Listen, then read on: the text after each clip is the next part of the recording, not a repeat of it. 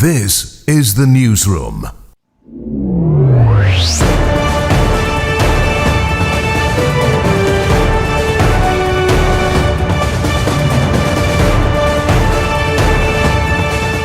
This is the Newsroom for Monday, March 16, 2026. We're broadcasting to you on E1, SKAR TV, NTN and TARZEE TV in Bartica.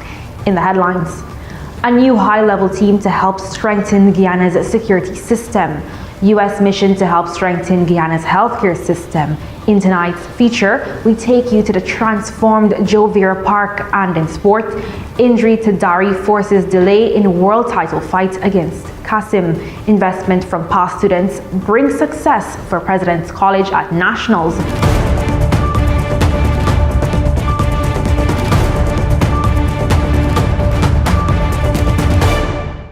With the news, I am Listening Yearwood. Thanks for joining us.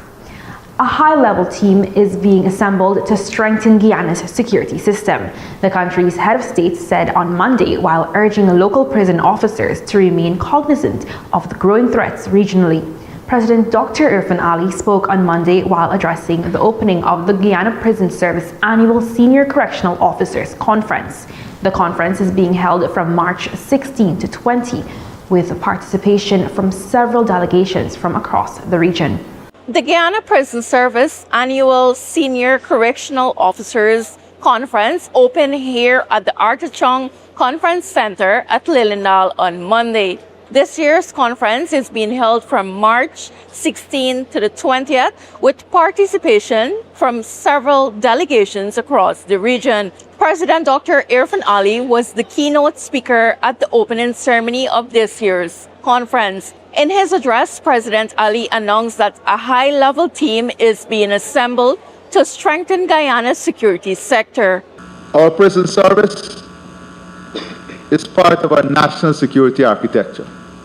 It is not inferior to the Guyana Police Force. It is not inferior to the Guyana Defense Force. It is not inferior to the prison service.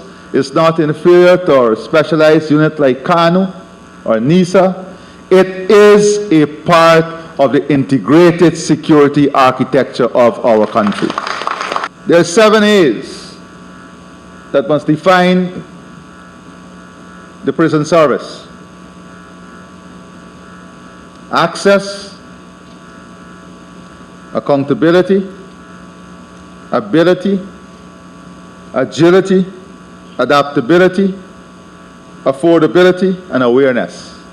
In the coming weeks, I will be launching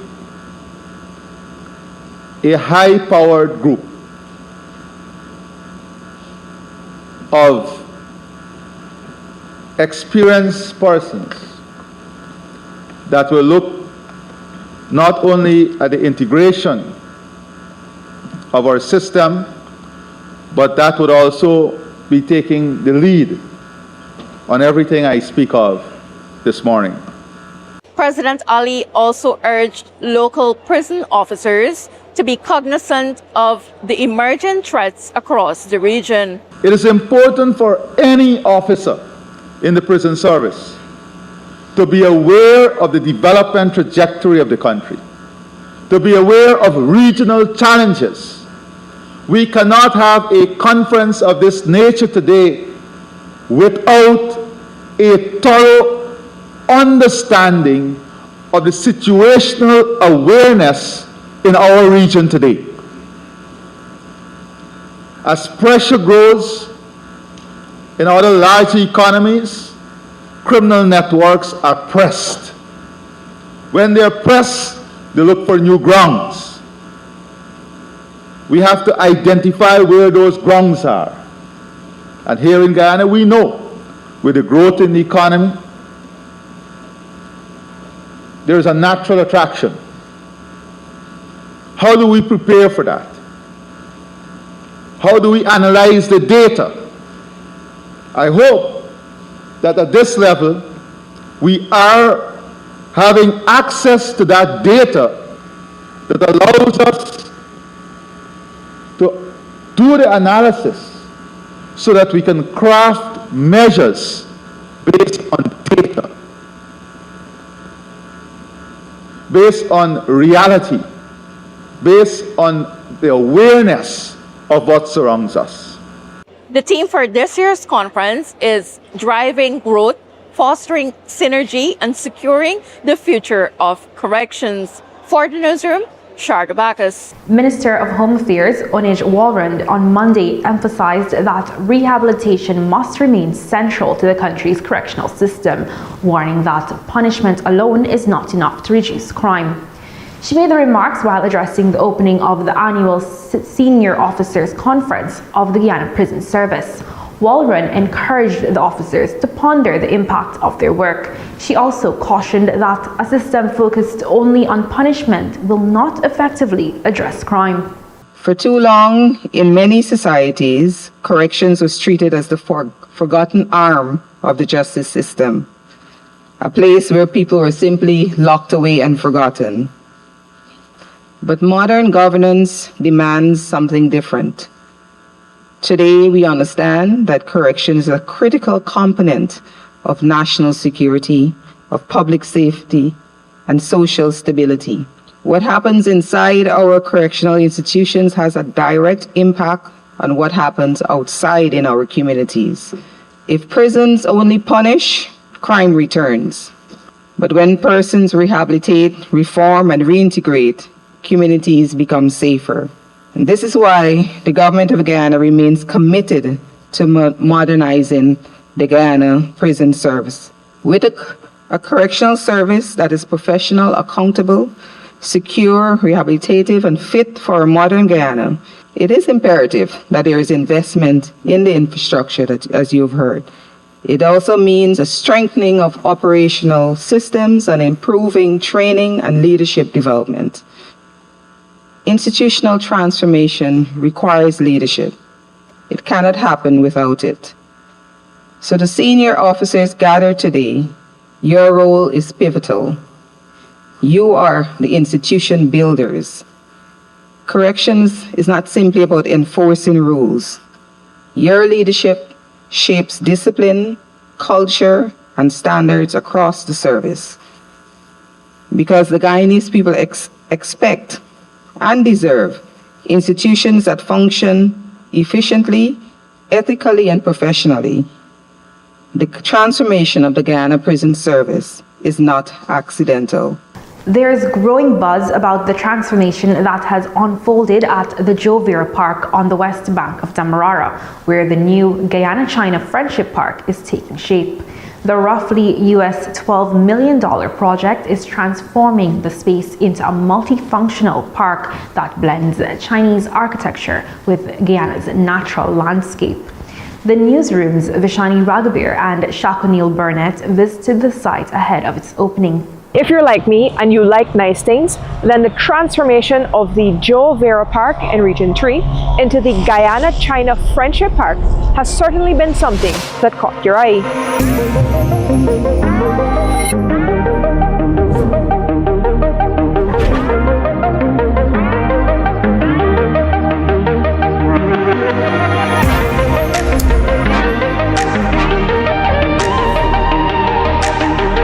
The Joe Vieira Park was named after Joseph Vieira, the chairman of the Houston Sugar Estate and the man who donated the land here that was later designated a public park in March 1982. Now, the Vieiras were among the first Guyanese families, native Guyanese families, to own sugar estates here in Guyana. And Mr. Vieira was widely celebrated for donating some of his family's land to create this public park that Guyanese have enjoyed for decades. Now, with the support from the Chinese, the Joe Vieira Park has been transformed into the Guyana-China Friendship Park with all that you see here today. To get a better sense of what exactly is here right now and what work went into developing this space, we spoke to the Chinese ambassador, Yang. This park symbolizes the deep friendship and strong cultural ties between China and Guyana. And we integrate the style of China's gardens with Guyana's very beautiful natural scenery. They are perfectly matching. Yeah, this is, I think, the first feature. And secondly, it demonstrates our commitment to green and sustainable development. For example, we may choose the type of concrete. We take the local climate into the account. The type we choose finally is corrosion resistant and environmental friendly. Thirdly, the park exemplified the people-centered philosophy shared by our two countries. Once opened, I think the park will provide a brand new multifunctional public place for the Guyanese people. The park designed with a Park Plus concept. It integrates leisure, entertainment, sports, and fitness activities. I think it's a very perfect fusion. Whether young people, children, or seniors, everyone will find something they enjoy. Could you give us some insight into how much work went into develop what we see here today? Wow, thank you for your question. This park, I think, is another landmark of the Belt and Road cooperation between China and Guyana. 3 years ago, Chinese side sent professionals to conduct a feasibility study here. They carried out detailed research on the local climate, ecology, architecture style, and construction standards. I think it's a lot of work. And throughout the 18-month construction, the engineers and the workers worked around the clock to ensure, every inch of this park meet the high quality standards. Yeah, and today with the joint efforts of Chinese advanced technology, unique design, and TARZEE cooperation from Guyanese side, we have worked closely and provided a public space which benefits the local people a lot. Ambassador, I think you can say that this park is a tangible symbol of the friendship between Guyana and China. Yes. Can you tell us how a project like this helps to promote Guyana-China ties? Yes, thank you. I think you can find the answer from the very name of this park, the China-Guyana Friendship Park. In my opinion, this China-Guyana Friendship Park is the best example of China-Guyana closely bound. These people explore this Chinese-style garden in the near future. They can take pride in Guyana's unique natural beauty, while also gain a deep understanding of the profound Chinese culture and China's commitment to peace and friendship. People-to-people connection, I think, is the important foundation of strong bilateral ties. I believe that with the completion of this friendship park, the bond between our two peoples will continue to grow, laying an even stronger foundation for stronger China-Guyana ties. Of course, this space has so much to offer. It blends Chinese designs with Guyana's nature, and there are several new facilities here for all persons to enjoy. Those facilities include a new basketball court, a football field, a tennis court, spaces for children to play, and of course, washroom and sanitary facilities. In a matter of weeks, residents of Region 3 and of course visitors will be able to come and enjoy this space. Reporting for the newsroom from the Joe Vieira Park, now the Guyana-China Friendship Park, I'm Mashramani Raghavir.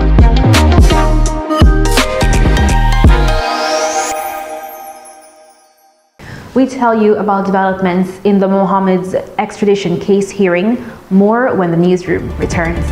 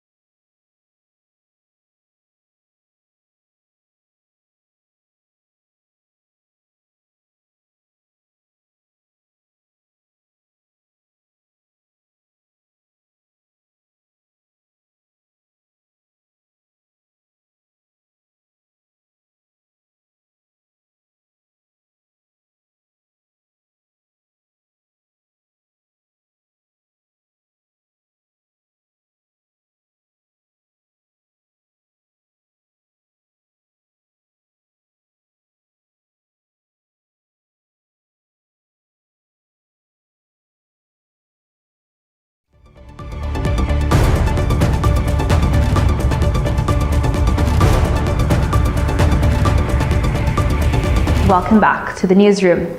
Magistrate Julie Lachman on Monday warned US indicted businessman Nazar Mohammed and his son Azruddin Mohammed to strictly comply with their bail reporting requirements, but declined to revoke their bail, instead modifying the order governing their weekly police check-ins after reviewing police records and hearing arguments over alleged breaches. Prosecutor Glenn Hanuman told the court that persons granted bail must strictly comply with the conditions attached to their release, arguing that police must be able to account for them at all times. He said the station records suggested a pattern of breaches. How you felt about the magistrate, her new timelines for reporting? Oh, that's completely within our discretion. I respect her decision. I see no harm in her relaxing the timelines for the reporting on Friday. And if they do not adhere to this new timeline, what are the eventualities? Well, at some point, if the fugitive offenders demonstrate that they have no respect for the orders of the court, I would hope that the court will treat it very seriously. It could result in the revocation of bail. The magistrate very often does result in that in other matters.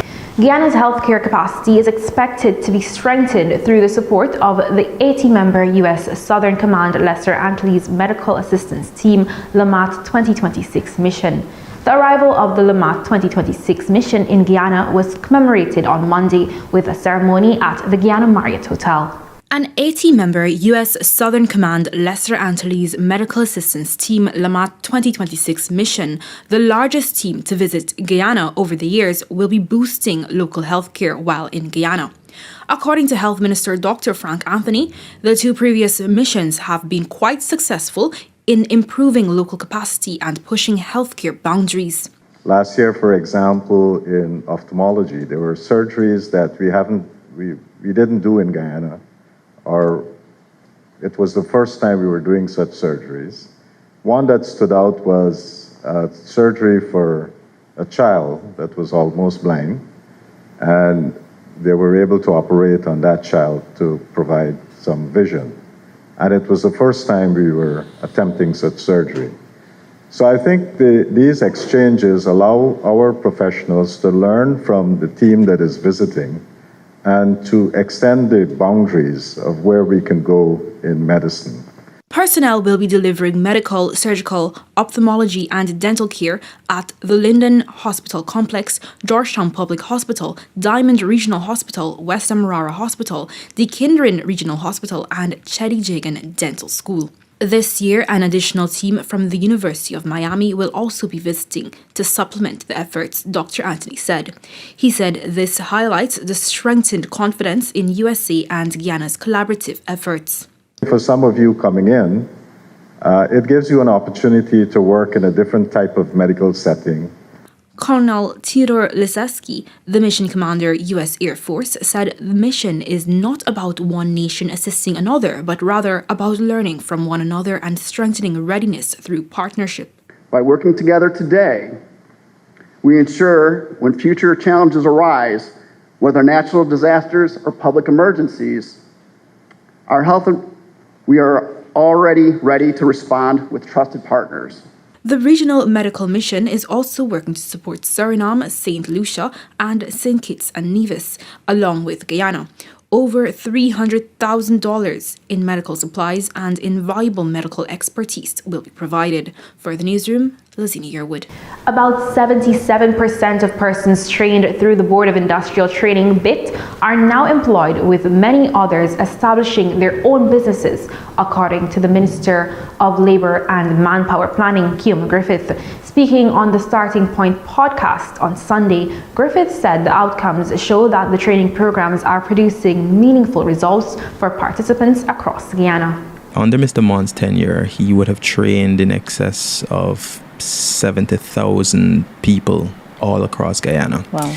Now, based on our trace of studies, about 77% of all the persons trained in the Board of Industrial Training all are employed.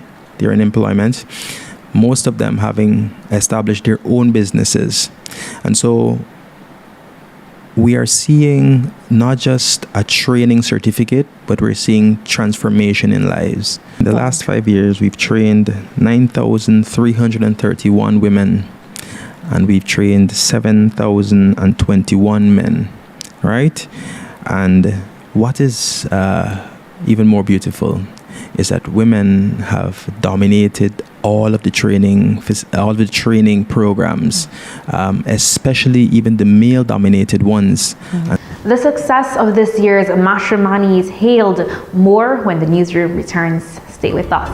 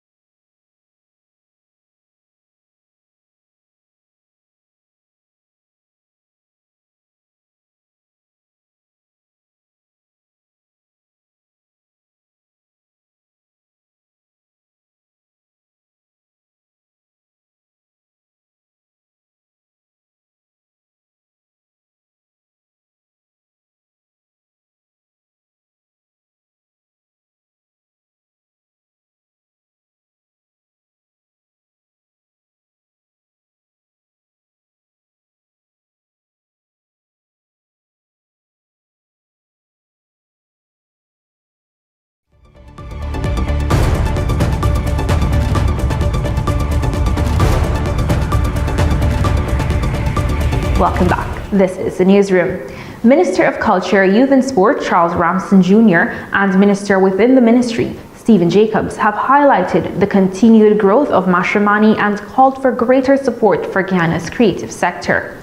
Minister Ramsden said this year's festival was among the most successful, noting improvements in creativity and innovation.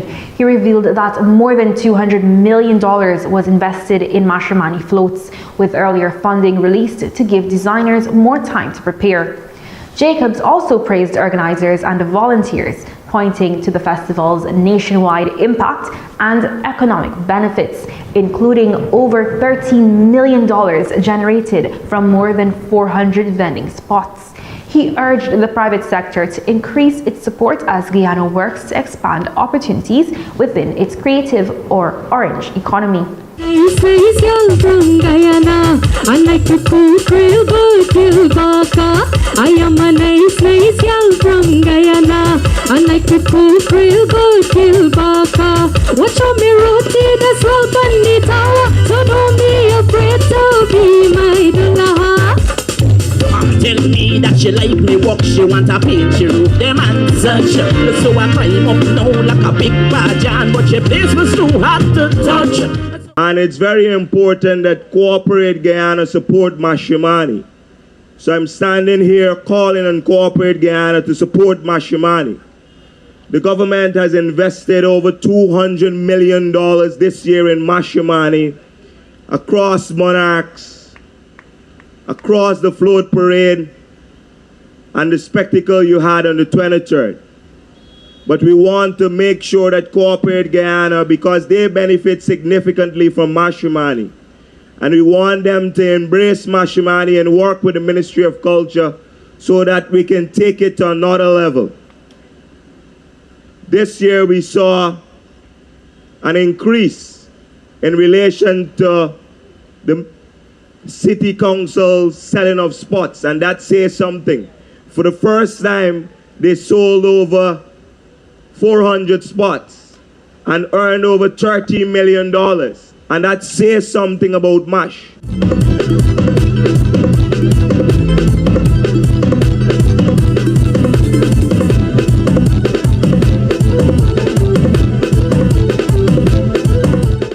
This event, this Mashramani event that we have, is our most important cultural event that we have.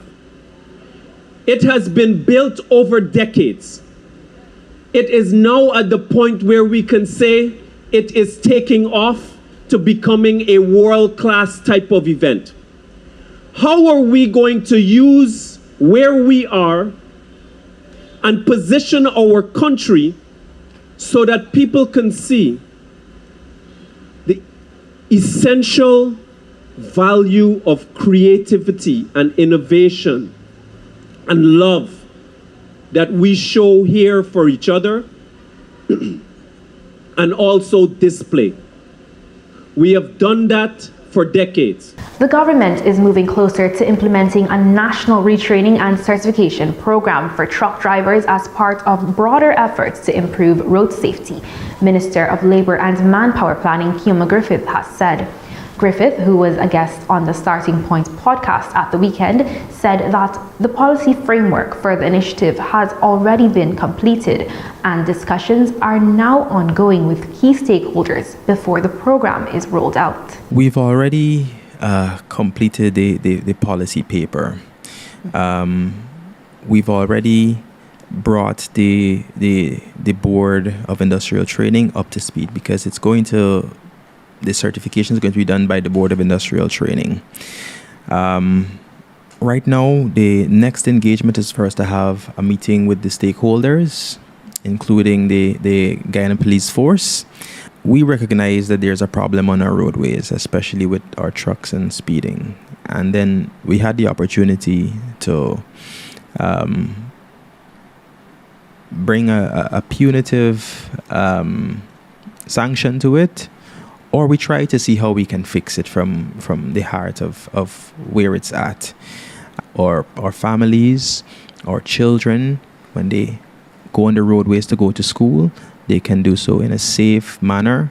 The Guyana Prison Service has digitized 90% of prisoners' records and warrants as part of a broader push to modernize the correctional system and improve data management across the service.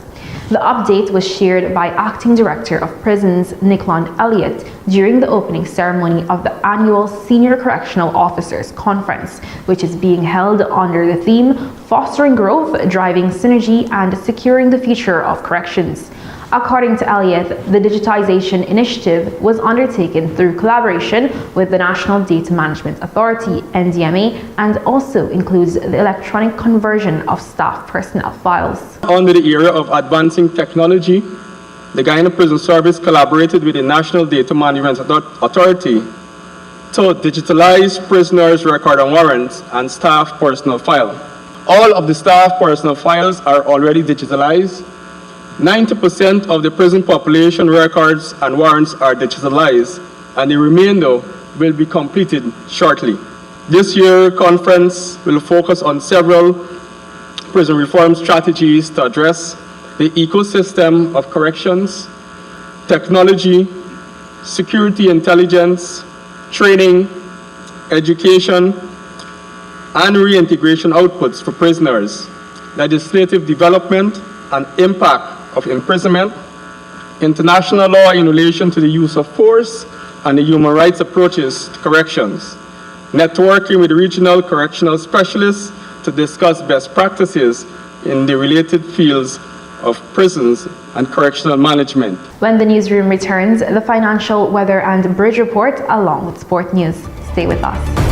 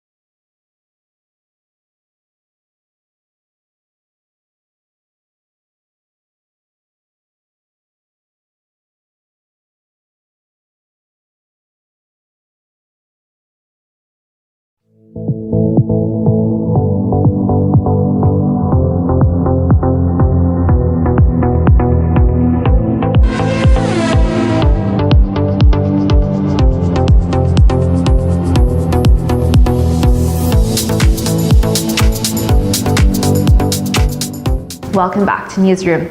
Now for a look at what's happening in sport. An injury to Guyanese boxer Dharry has forced a shift in his world title fight against Salman Kassim of Tanzania, the Guyana Boxing Board of Control announced on Monday afternoon. Originally scheduled for March 28 at the Pegasus Suites and Corporate Center, the bout for the IBO Super Bantamweight World title will now be held on April 25 at the same venue. According to the boxing board, Dharry's management requested an extension of 3 weeks from the scheduled date to return him to full fitness. The board added that despite the date change, all other arrangements for the highly anticipated card remain the same, noting that tickets will be released to the public shortly. President's College has been crowned the champions of the National Secondary Schools Track and Field Championships for the second consecutive year, fending off a fierce late challenge from Linden's powerhouse schools. President's College finished with 275 points, while Mackenzie High School secured second place with 230 points, and Christianberg Wisma Secondary came in third with 214 points. Willen Cameron, a teacher at President's College, stated that they made investments with support from past students and that has paid off. Looking ahead, they are excited to go to Bayrock in 2027 to defend the title.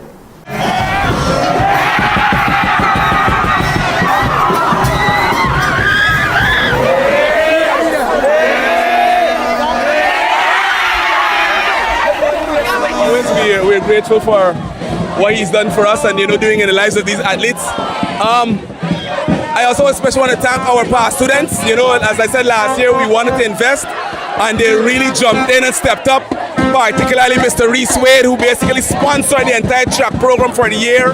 The Department of Education plays their role through the REDO, and all the education officers, our principals support, our teachers buy in, and I really like the entire community of President's College jumping in and rallying behind the school in all of our sporting endeavors. Not necessarily a whole host of first places, but President's College managed to either stay on the podium or just outside. It's a strategy to ensure you're always gathering points.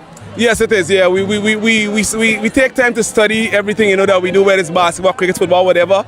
And, we look at the opposition, we tend to try to assess their strengths and their weaknesses. And, we just try to maximize our weaknesses and, of course, maintain our strengths. So that's why, we try to stay consistent. 2027, you go into the Lions Den.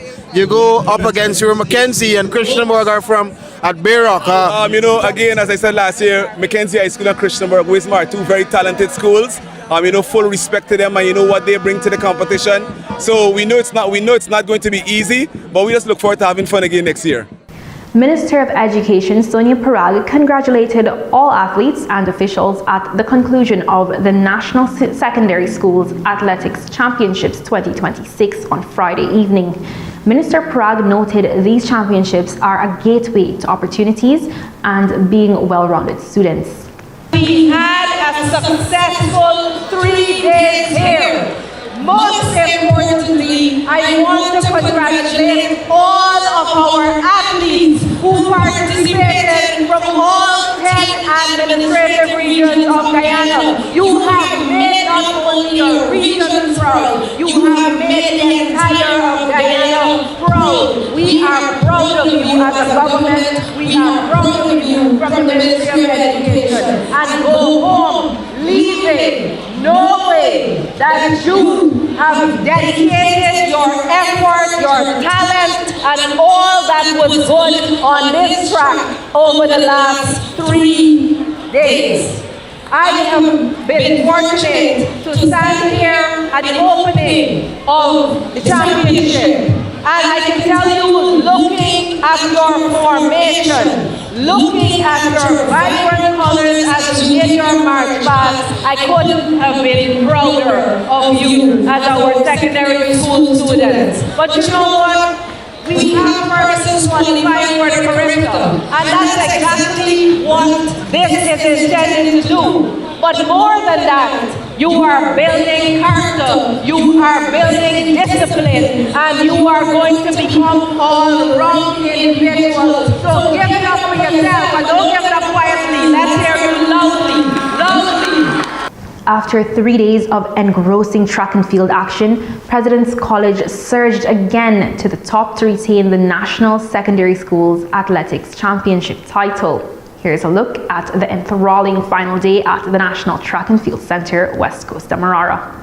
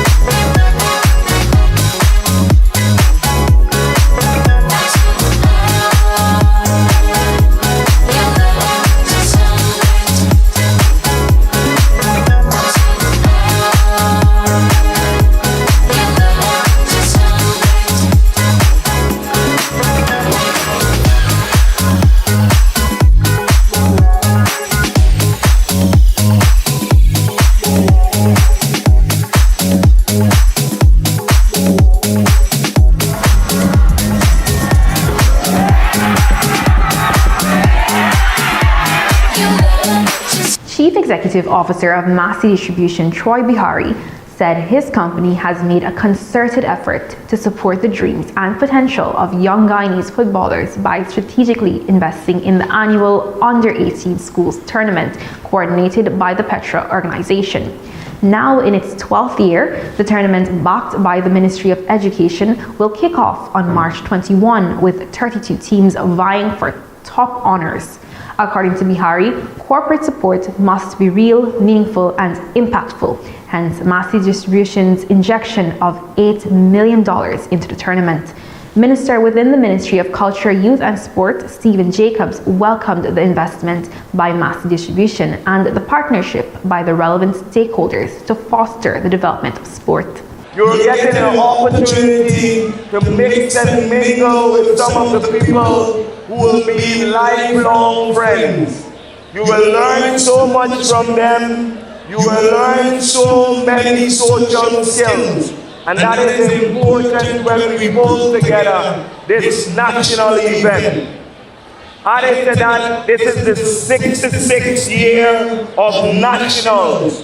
While it would take a different form and model over the last 2 years, this nationals has produced some of the best ever. Some of the best ever athletes that represent Guyana. And you know them. We can talk about Emmanuel Archibalds. We can talk of the Alien Pompey. We can talk of the Diana Springers. We can talk about so many athletes. But it shows how important this national event is. So again, the stage is set for you. Government will continue to support each and every single one of you. Behind every great racing class is someone with the vision and drive to make it happen. Stefan Jeffrey is the passionate promoter helping bring the Briggs and Stratton karting class to life. With a strong commitment to grassroots motorsport, Stefan is dedicated to building a competitive and fun environment for racers and fans alike. His work helps keep the spirit of karting alive while giving both new and experienced drivers a platform to shine. On March 29, Stefan's vision for the sport will come to life at the first ever Nitro Kart Clash at the 555 Speedway track on Albert Street and Thomas Lands. My name is Stefan Jeffrey, and I'm the promoter for the Briggs & Stratton LO206 series.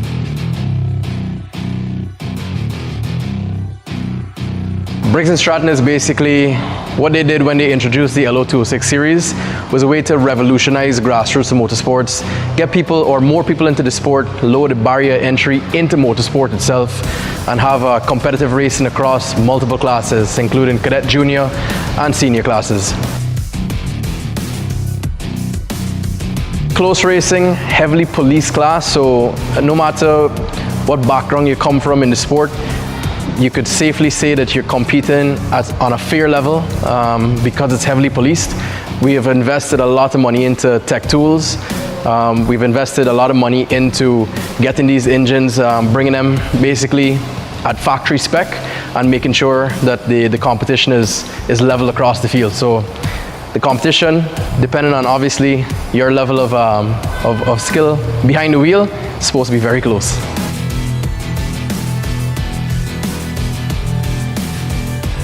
So we're now introducing an initiative where we're actually renting engine packages for 150,000 Guyana dollars for the 2-day weekend.